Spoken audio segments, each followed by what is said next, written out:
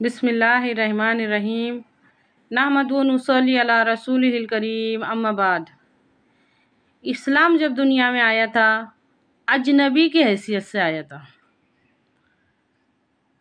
जिन लोगों से मैंने ये बात सुनी, जिस स्कॉलर से, इल्म वालों से, उन्होंने अजनबी का ही नाम लिया है। इस्लाम जब दुनिया में आया था तो वो अजनबी की हैसियत से आया था। अजनबी किसको बोलते हैं? जिसको कोई भी जानता नहीं, पहचानता नहीं। मिसाल के तौर पे 100-200 लोगों का ग्रुप है, लेकिन कोई भी नहीं पहचान रहा कौन ये अजनबी है। अजनबी की हैसियत से इस्लाम आया था। और जब रुखसत होगा तो भी वो अजनबी की हैसियत से रुखसत होगा। सोच के देखो कितने अफसोस की बात है।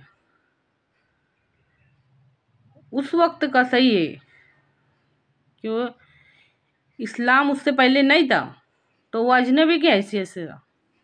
उसको कोई जानता भी नहीं था, पहचानता भी नहीं था, क्योंकि जब वो सबसे पहली बार आया था। लेकिन आज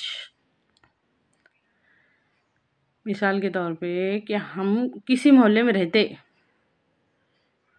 गांव में, शहर में, कोई 25 साल रह रहा, कोई 30 साल रह रहा, 10 साल रह रहा, और कोई भी उसको जानता भी नहीं, पहचानता भी नहीं। हो सकता है ऐसा? मैंने गांव शहर की बात करी। यह तो इस्लाम हमारे साथ, हमारे नाम के साथ। मुसलमान किसको बोलते हैं? इस्लाम वाले कुछ मुसलमान बोलते हैं। इस्लाम वाला कौन? मुसलमान। इतना जुड़ा है नाम। अल्लाह के वास्ते नाम में तो गौर करो। मुसलमान इस्लाम वाले को बोलते हैं और फिर भी हमारे वास्ते अजनबी है। कितना अफसोस की बात है ये। अल्लाह के वास्ते गौर करो।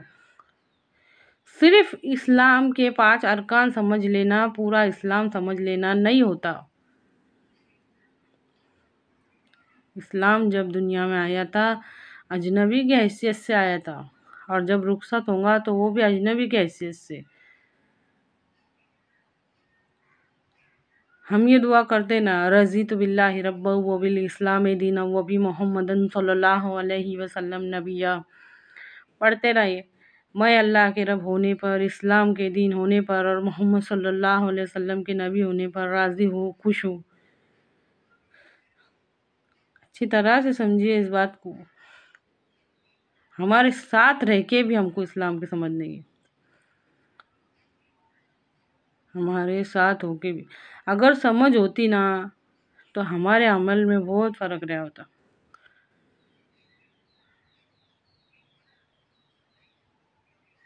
किसी ख़ानदान का, किसी मशहूर ख़ानदान का लड़का या लड़की कोई गलत काम करते तो उनके बड़े उनसे खफा हो जाते ना, तूने हमारे नाम ख़ानदान का नाम खराब करे, तुमने हमारे ख़ानदान का नाम खराब करे।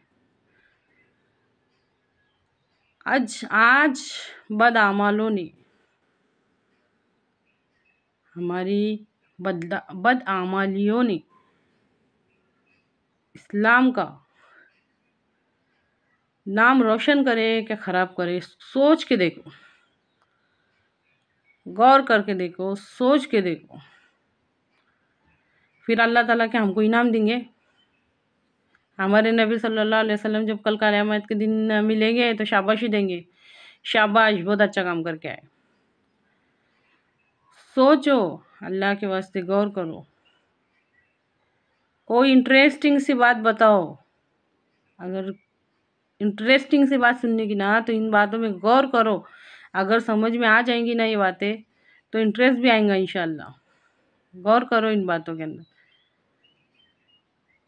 हमारे साथ है, कब्र में भी सवाल होने वाला है। मन रब्बू का के बाद मन दीनों का सवाल होने वाला है, तेरा दीन क्या है। अल्लाह के वास्ते अच्छी तरह से समझिए इस बात को कि सिर्फ इस्लाम के 5 अरकान पूरा पूरा दीन नहीं है। पूरा पूरा दीन नहीं है।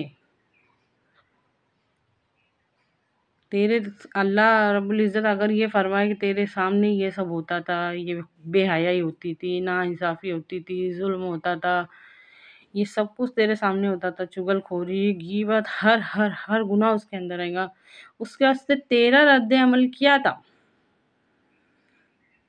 उस वक़्त हमारा जवाब क्या रहेगा? ये सब बातों को हम इस्लाम से समझते ही नहीं थे, हमारा ताल्लुक़ समझते नहीं थे कि ये भी कोई हमारा काम ही करे। मुसलमान होना एक ज़िम्मा है, आई एम मुस्लिम, उसमें क्या बताया गया कि मुसलमान होना एक ज़िम्मा है। तो ये ज़िम्मेदारी से हमने अपने आप को ऐसे बरी कर लिए जैसे नहीं क्या बोलते हो दूध में से मक्खी की तरह ऐसा अलग कर डाले उसको। ये हमारा काम नहीं है। सोचो, गौर करो इस बात में। उस अजनबी के बारे में हमारे से सवाल पूछा जाएगा ना, जब दुनिया में आया था अजनबी की हैसियत से आया था, फिर हमारे नबी सल्लल्लाहु अलैहि वसल्लम ने उसकी पहचान कराए, ये मुकम्मल ज़िंदगी गुजारने का तरीका है, निज़ाम है, कानून है, फिर आज वो और अजनबी हो गया। क्या सवाल नहीं होगा अजनबियों के वास्ते?